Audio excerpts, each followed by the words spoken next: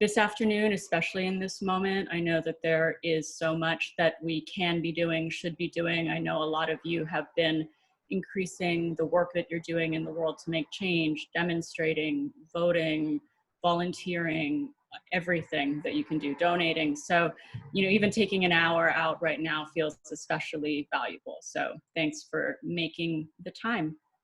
I know that I've also been someone who has been out in the world demonstrating recently, and I want to share that over the weekend, I saw 3 of my former students from here in Chicago out in the streets, and some of them messaged me after. I saw some of them handing out supplies and just really being present.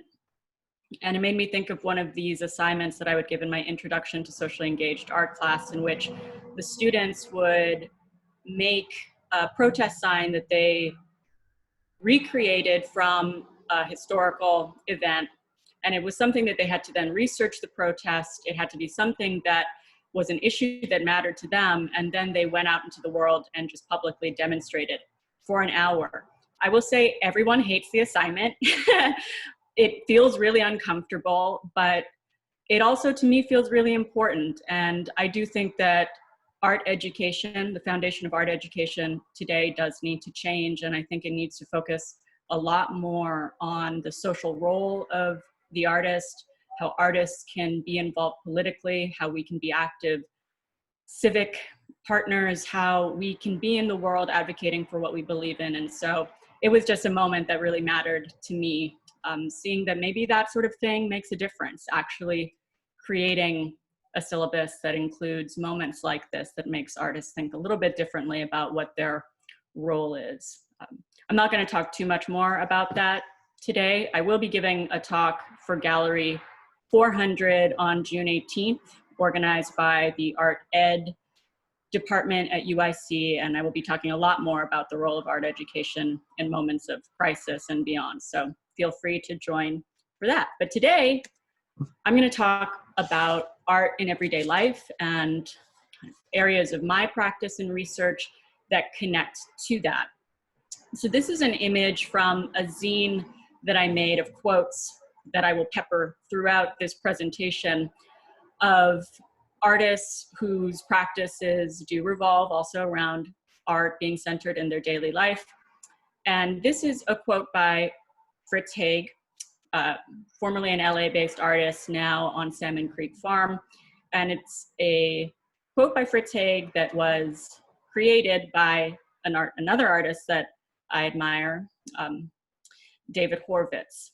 And the quote is, "Art can happen anywhere, even at the core of your daily life." And I love that in this piece, David wrote it on the back of a piece of junk mail and returned it to the sender.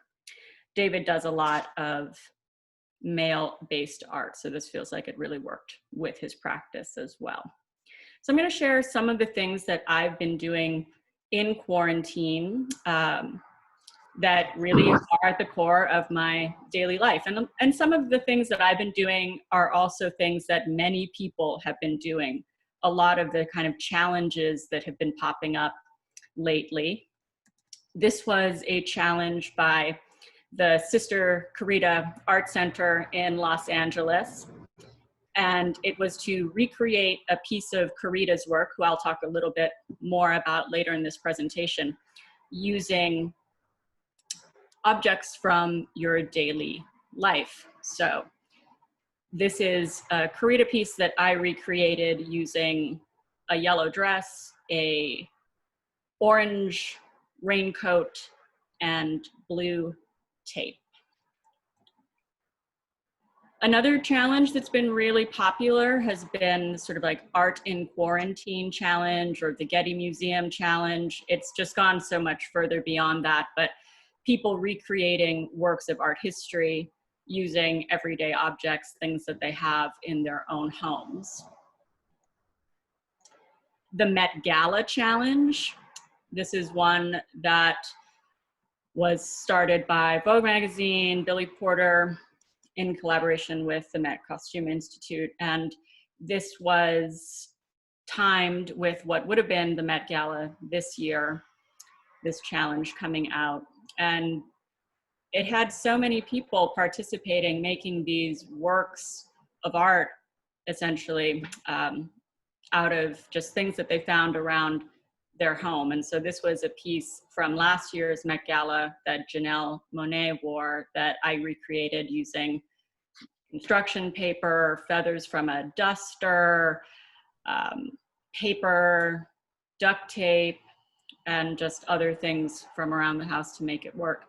One of the things that I really like about these challenges that might seem kind of like fun, light, or frivolous is that I do actually believe that it has you looking at the things around you in your daily life differently and trying to figure out how to reconfigure them, how you can make something out of what seemed like almost nothing. And I do think that it is an important kind of creative exercise of the imagination that I think we don't get to exercise often enough. And I think especially in a moment like now culturally, where a lot of systems, people are realizing that these systems are failing everyone essentially, or almost everyone. I think a lot of what holds people back is this deficit of imagination, just like a fear because they can't imagine how something could be different. And so they don't want to move towards action. So, I mean, it's not a direct correlation, but I feel like there are just so few moments where we do sort of do the smaller work in our lives to just see and shift things that then when we get to be like in an instance where there's a bigger problem, it's even harder to imagine, say, a world without prisons or a world without police. And this is a activity that I do not just during quarantine. It's something I've been doing for years. It's a very meditative practice. It is reading the newspaper for signs of happiness. And so I just feel like, you know, it can be really challenging to read the news. It's also really important to read the news. And this is a practice I started, I think, around 2005 or 2006, where it just was a useful exercise while taking in so much kind of hurtful, damaging, painful media to also be able to find small moments, even if it is literally just the word happy. Trust me, it's hard to find in paper, period. And so sometimes the context isn't necessarily right, but it's still something that I want to make that effort to try and find and look for. And so this was from Sunday, April 5th. And also this idea of being happy now, just in this moment, just this reflection of trying to remember that even when things are not the way you want them to be, that we often do have a lot of the tools that we need within us for an experience or moment of happiness. And so I think for me, it's part of my own self-care now is really trying to just reflect on that and enjoy those small moments when they do happen. So a little bit about some of the history of art in everyday life. This is Fountain by Marcel Duchamp. And this ready-made is a real kind of turning point in art history that I'm sure many of you are familiar with, but I really just wanted to share this to intro this quote, two quotes by Tanya Bruguera, an artist, activist that I really admire. She said, "I don't want an art that points to a thing. I want an art that is the thing." For those of you who know Tanya's work, one of her most recent pieces, which was this long-term ongoing project called Immigrant Movement International, located in Corona, Queens, that is still going. It's a community center, legal services, it is so much more. And now it is community-led, but was founded by Tanya. So she said, "I've always said that, that we have to put Duchamp's urinal back in the restroom. Now that urinal is in the restroom of the Queens Museum, you can see it and you can pee on it." And so I just love this intervention of art in everyday life and art being useful, the idea that art can and should be useful. Another moment in art history that's been influential for me would be the Situationists International, a collective of artists operating in France, in 60s, late 60s, led by Guy Debord, said, "We are never outside of everyday life." Here he is with some of his co-conspirators, collaborators. Around the same time, Latin America, the sort of the neo-concretist movement that was happening, people like Ligia Clark, Helio Oiticica, artists that were going through a lot of turmoil and revolution, making work that also stemmed from their daily life, materials from their daily life, a lot of work exploring kind of the difficulties and challenges of kind of group movements. This piece, literally, the challenge of trying to move forward together in one unified group. Around the same time, late 60s, here closer to home in the US, Sister Corita was making work also that drew a lot of influence, or inspiration, I should say, from the things that she saw around her in the world. She was also an artist and an activist and an educator, and so much of my own work and how I operate is very much inspired by Corita. Image of her and some of her students demonstrating. Sister Corita's rules are something I revisit again and again, and recently revisited them in quarantine and kind of rewrote them for what it means to sort of be teaching in this moment now. This is not my rewrite, these are the original rules. So rule 1, find a place that you trust and then try trusting it for a while. Rule 2, general duties of a student, pull everything out of your teacher, pull everything out of your fellow students. Rule 3, general duties of a teacher, pull everything out of your students. Rule 4, consider everything an experiment. Rule 5, be self-disciplined. This means finding someone wise or smart and choosing to follow them. To be disciplined is to follow in a good way. To be self-disciplined is to follow in a better way. Rule 6, nothing is a mistake. There's no win and no fail. There's only make. Rule 7, the only rule is work. If you work, it will lead to something. It's the people who do all of the work all of the time who eventually catch on to things. Rule 8, don't try to create and analyze at the same time. They're different processes. Rule 9, be happy whenever you can manage it. Enjoy yourself. It's lighter than you think. Rule 10, we're breaking all of the rules, even our own rules. And how do we do that? By leaving plenty of room for X quantities. John Cage.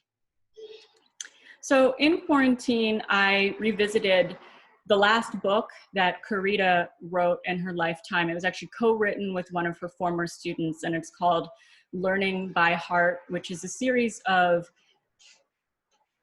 assignments that she collected and gathered that she would give over the years, all kind of put in one place. And so I've been trying to do some of those assignments myself on a regular basis. One of the assignments that I really enjoy doing is 10 observational drawings of plants in your surroundings every day. That one's been a real nice shift. This is another one that I recently did. So the assignment goes, make a list of 25 short quotes from your favorite writers. Find 25 quotes not considered literature from sources such as newspapers, periodicals, or encyclopedias that seem to fit the definition of poetical. Compare them with quotes from your favorite writers.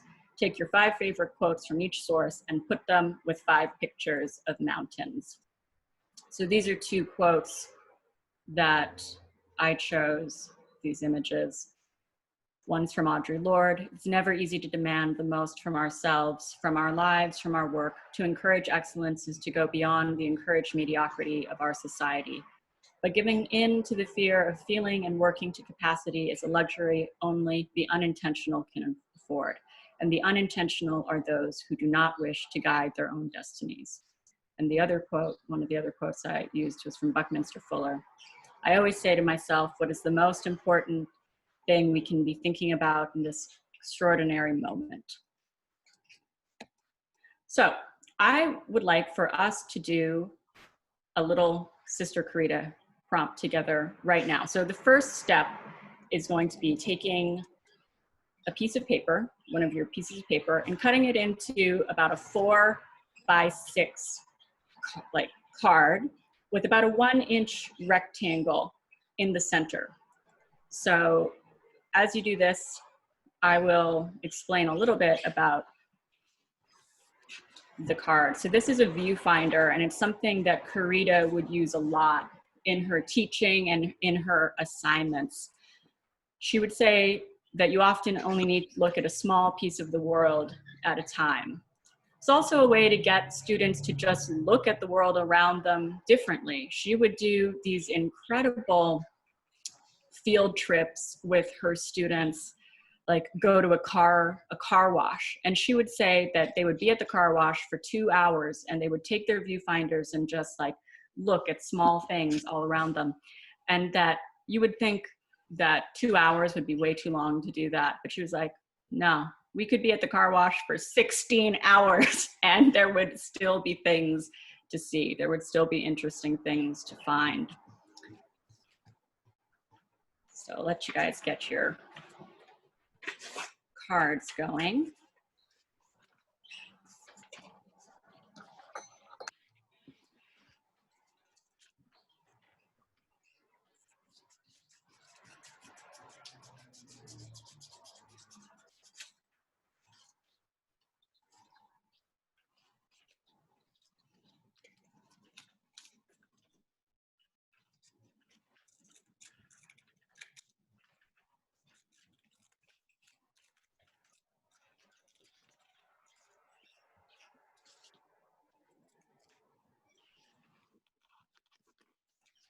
All right, does everyone have a card made?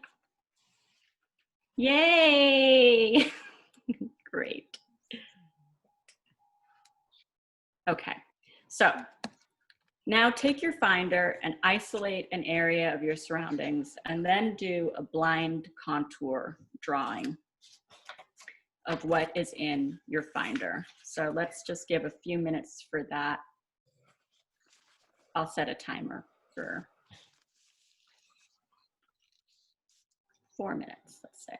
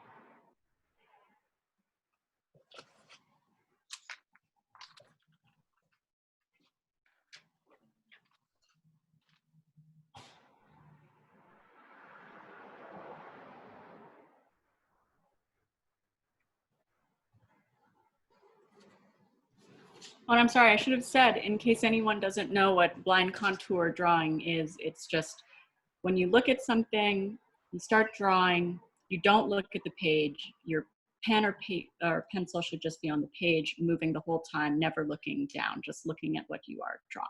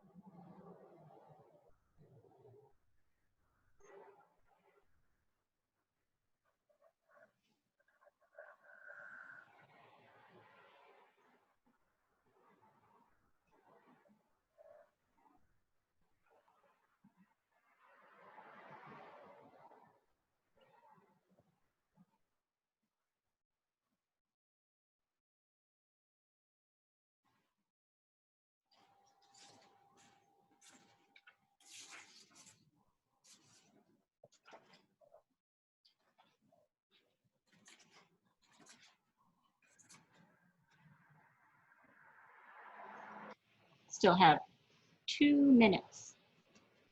So if you finished your first, feel free to make another.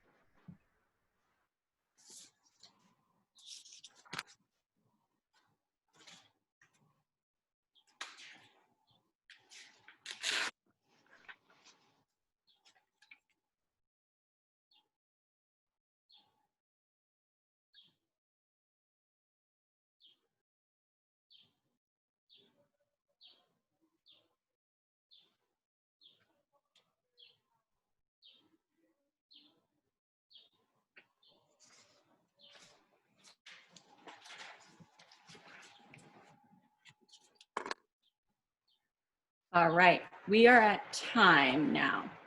Would anyone like to share some of their drawings? I would really like that if people feel comfortable.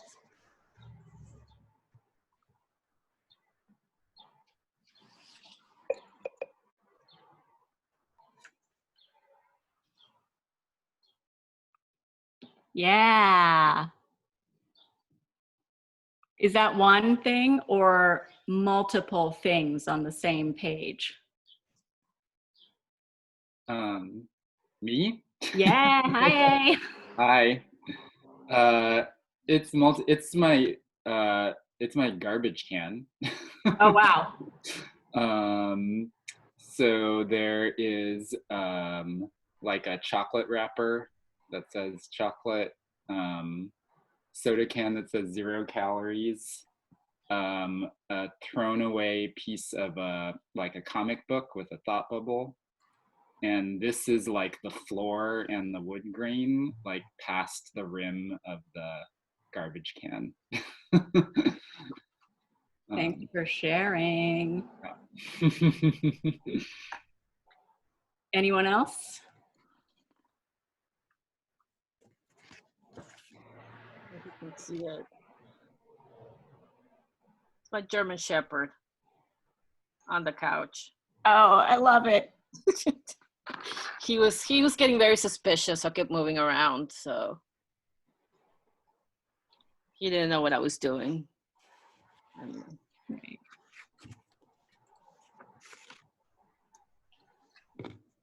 I also did some pet drawings. I'm obsessed with my new bird. So this is one of them. Here he is, very active, playing with this string of ball rattan things. And another one. Great. Cool. Okay. We'll move on. Joseph Beuys and his idea of social sculpture, and that what we do in the world as artists can help shape the very fabric of the world, is something that is inspirational for me. Love this quote: "Even the act of peeling a potato can be a work of art if it is a conscious act." Working around the same time in the same region of the world in Europe, the Artist Placement Group was a collective of artists that worked to put artists in direct partnerships with organizations, groups, media to create artwork. Well, I wouldn't even say create artwork. The idea was that an artist would be brought in and that they would be equal to anyone else who was working there. And there actually was no expectation of the contribution of art specifically, that whatever the artist wanted to do or contribute within that organization was enough.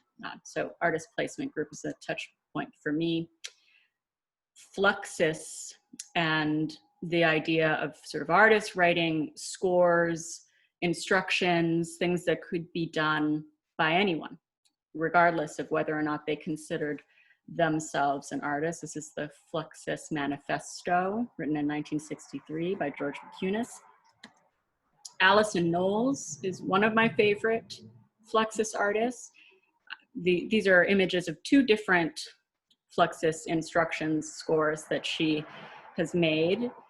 Make a Salad from 1962, and then this is her recreating Make a Salad very recently, actually. That's Allison on the left in the white pants, raking this giant salad.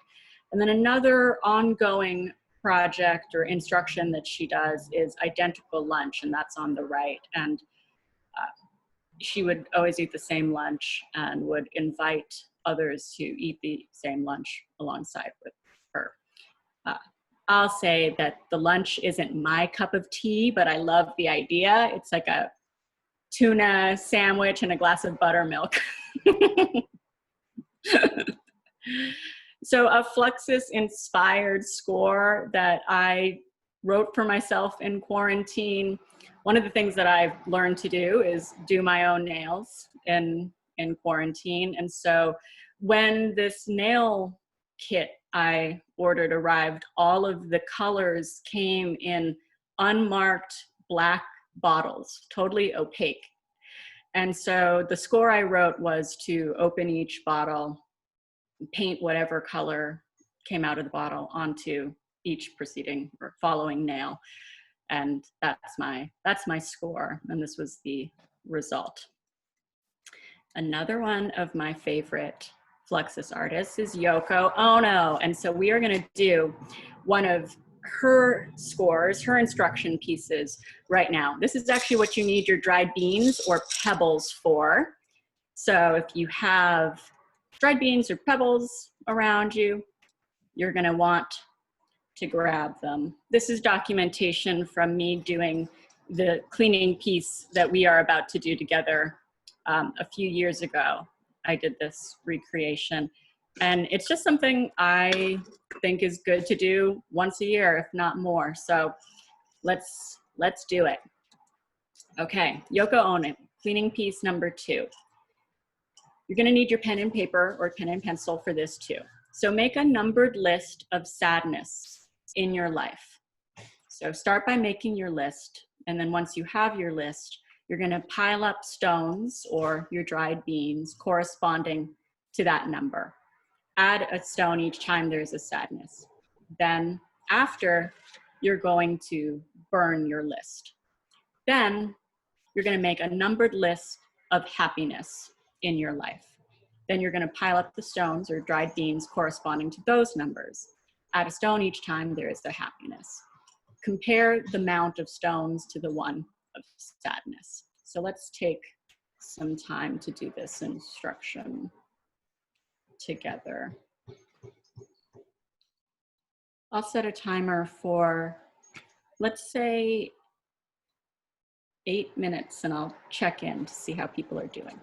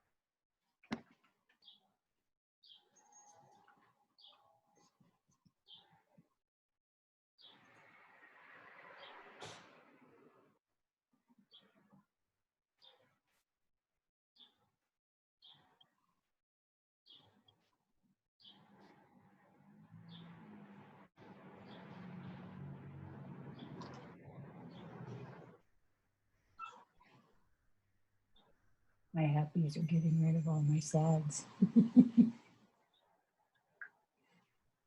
I have two sads. Government and COVID. I just throwing them away.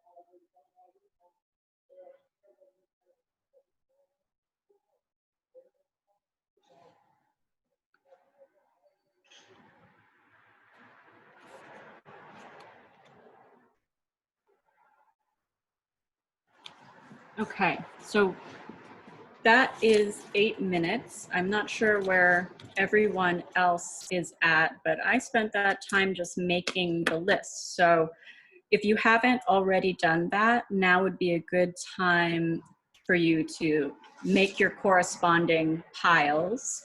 You won't be asked to share your lists or, images of your piles, corresponding piles, but let's take a minute to just count those out and then make our 2 piles for ourselves.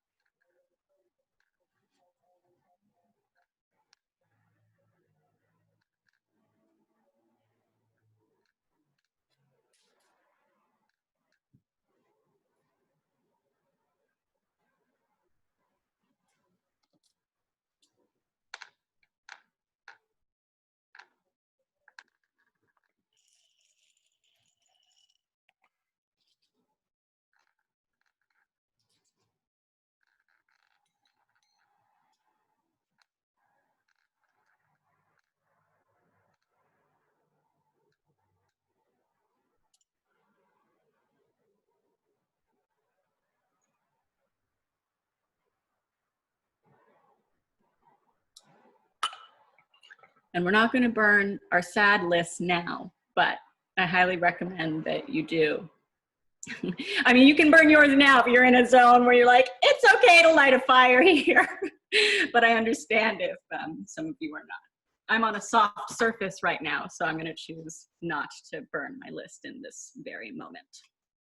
Okay.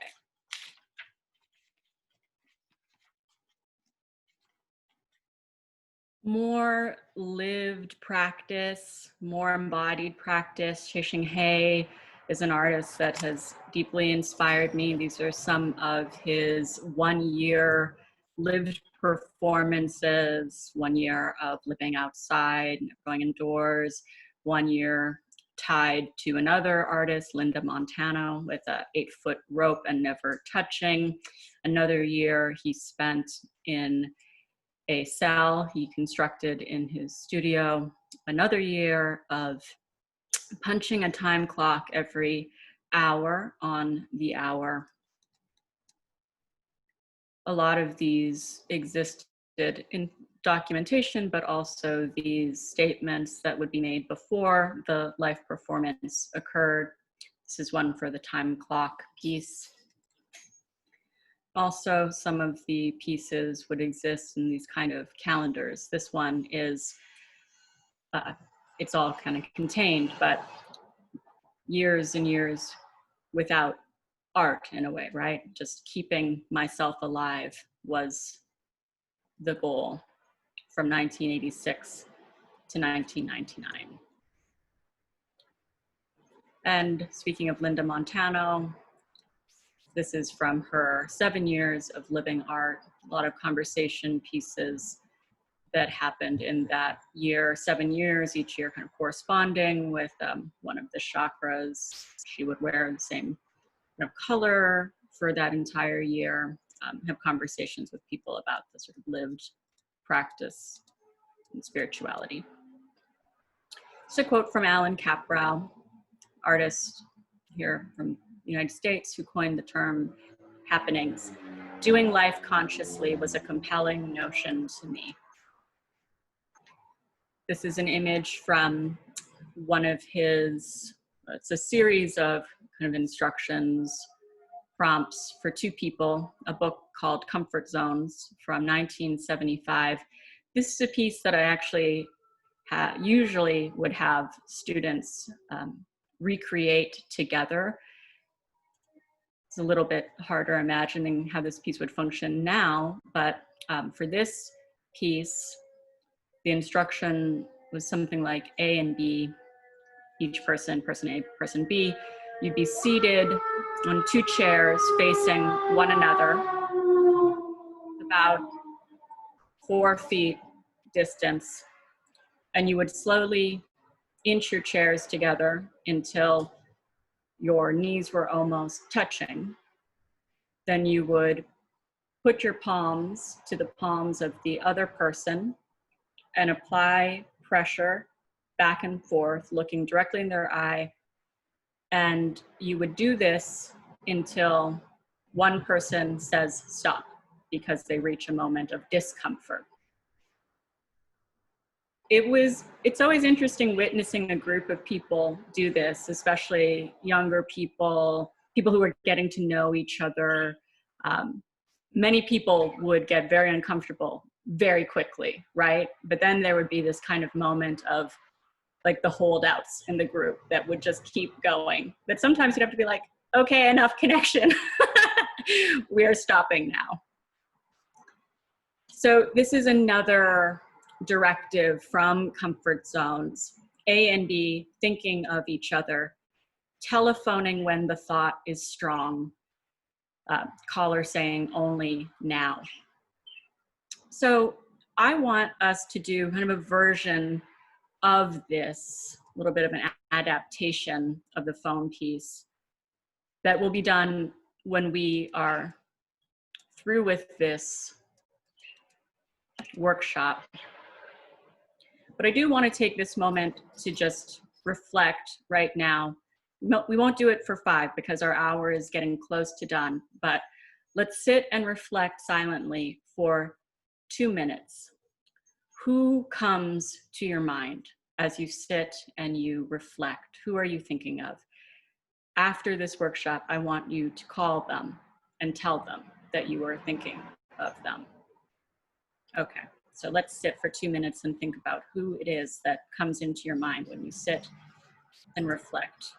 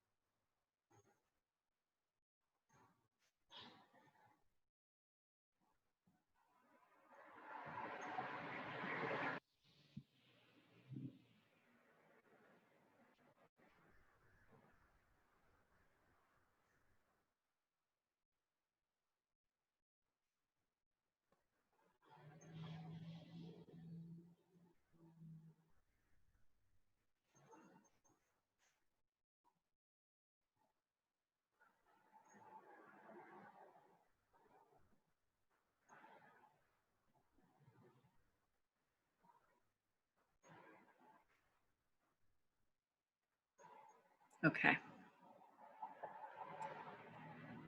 So as we close our time together, I want to try and do a closing that's similar to a closing that I do at some talks. And we're going to navigate a little bit what that will look like in this platform.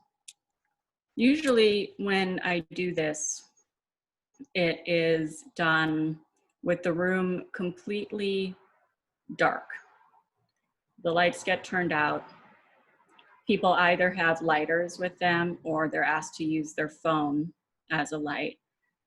And I will make a series of statements. And if the statement applies to you, then you either light your lighter or you put your phone flashlight up in the air and then you turn it off. And then the next question happens, and if it applies to you, same thing. This is a quote from Leonard Cohen. There is a crack in everything. That's how the light gets in.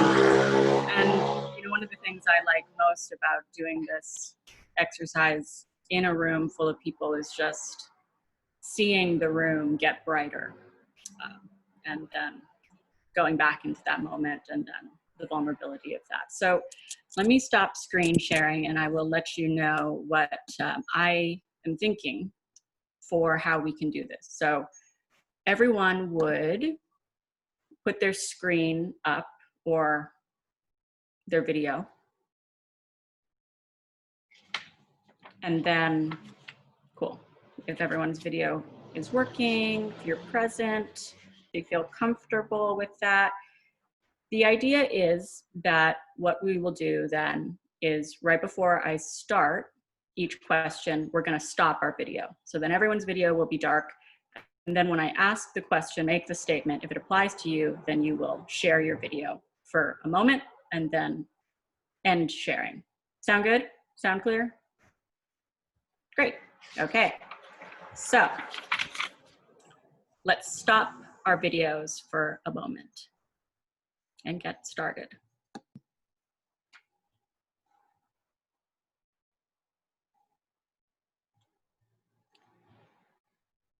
I cried this week.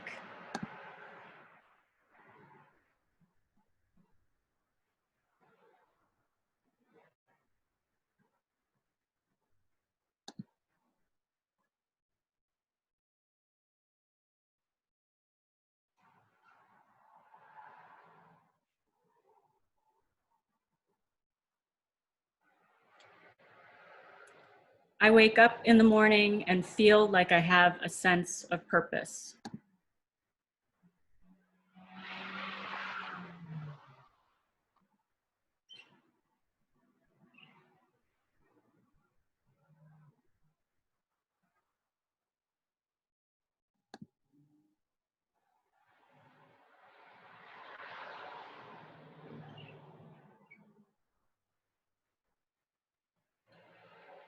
I believe a better world is possible.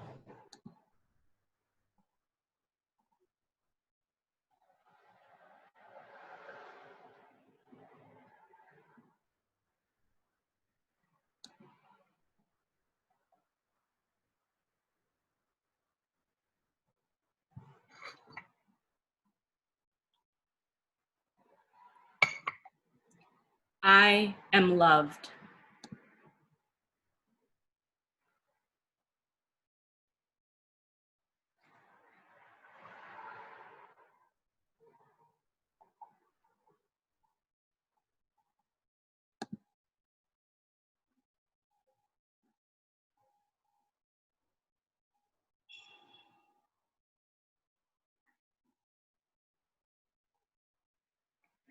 I know the best is yet to come.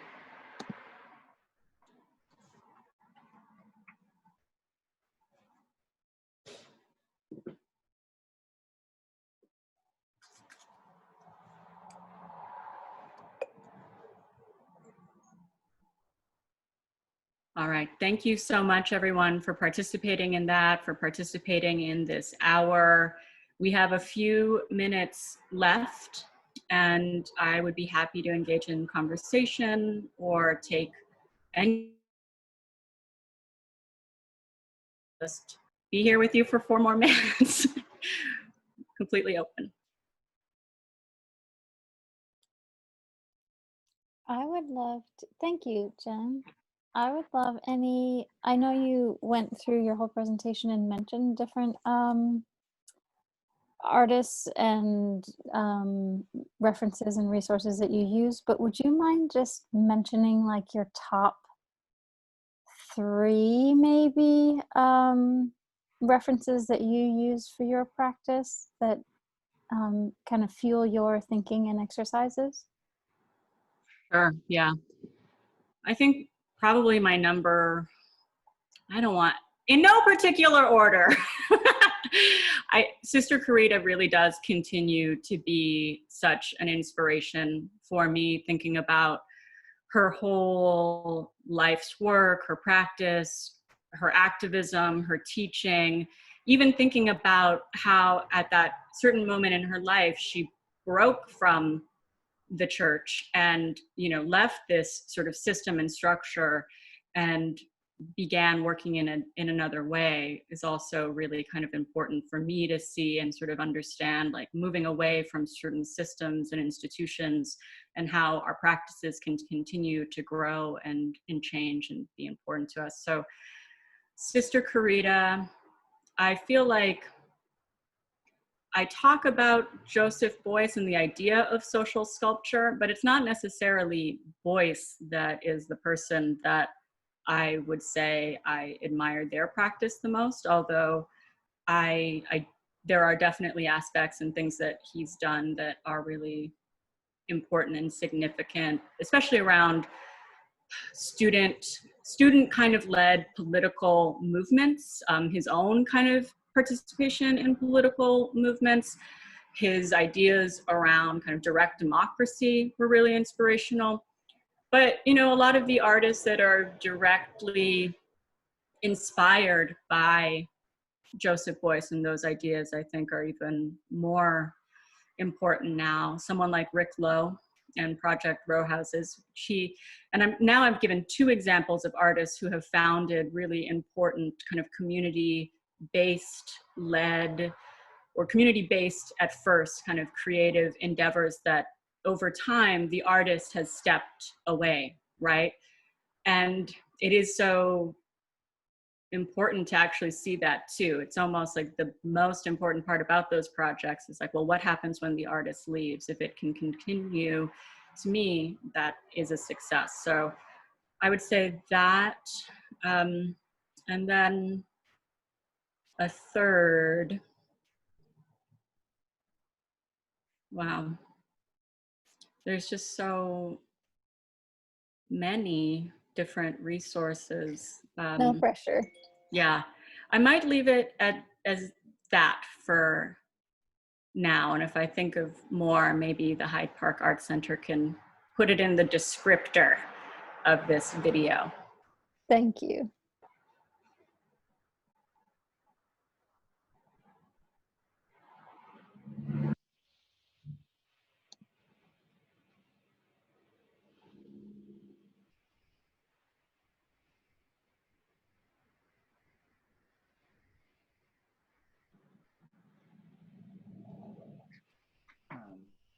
I'll just say hi, Jen, again. Hi. It's good to see you. And yeah, thanks. That's all. I've been, it's funny because I actually use some of these exercises when I teach, or have used them when I teach, but I rarely use them myself. And I think a lot of us have been pretty blocked lately. And I think this is a really good way of maybe sort of like relieving yourself of the importance of your own production, or like the burden of that importance, while still actually producing and like engaging with your surroundings. So I appreciate that reminder today. Thank you, Abe. Thanks for being here. Yeah. Kelsey, I did just think of two more, and they're both things I mentioned in the talk already, but maybe not explicitly which things I go to. I feel like I'm always reading to my students Yoko Ono's Letter to a Young Artist. And as she says in that letter, it doesn't matter what age you are young to have decided to be an artist at this moment in your life. So I think that's a resource I would suggest. And also I return a lot to Buckminster Fuller because of his just fearless optimism that the world can change, that we can alter these systems for the benefit of all. And he honestly believed, I think the year that he thought that like all of our resources could be redistributed in a way that everyone would be able to thrive and be supported was like 1988 or something, that you like are like, oh, what a bummer, we're not there yet. But it's still important, I think, to be able to look at someone who feels that way. And I think especially when you're being faced with so many large sort of systemic oppressions and forces, that you can think about other modes of being in distribution and design and creativity, and that those things will all play a factor in changing those systems. So great. I think I'm going to leave it at that, and it was so nice to spend this hour with all of you. Thank you so much, Jen. That was wonderful. A great way to reflect and really a release for this time. So thank you all for joining us today. I hope that you got something out of it, something that made you happy today or feel like you have a sense of purpose. So take this with you on your journey and have a great day. Thank you all so much. Thank you. Thanks all. Thanks, Sarah. Thank you. Thank you so much.